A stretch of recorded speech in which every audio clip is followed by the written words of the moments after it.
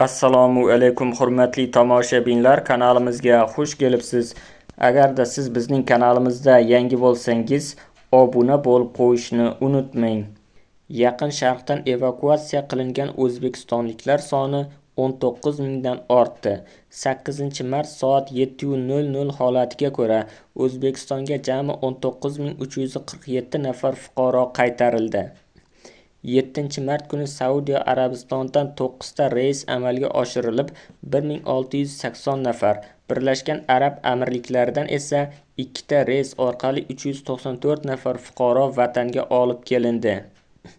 Shuningdek, 7-mart kuni Erondan 5 nafar O'zbekiston fuqarosi ham yurtimizga qaytarildi.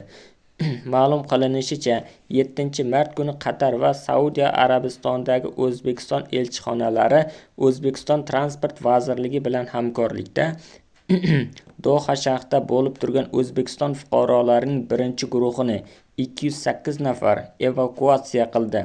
Fuqarolar Centrum Air aviakompaniyasi reysi bilan Ar-Riyod xalqaro aeroportidan uchib, joriy yil 8-mart kuni soat 5:40 da Toshkentga sog'-salomat yetib keldi.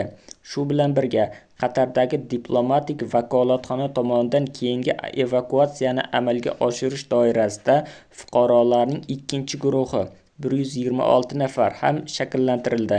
Ular diplomatlar hamrohligida elchixona tomonidan ijaraga olingan 3 ta avtobusda Doha shahridan olib chiqilib, Riyod-Toshkent yo'nalishi bo'yicha 8-mart kuni amalga oshiriladigan charter reysi orqali evakuatsiya qilinishi rejalashtirilgan.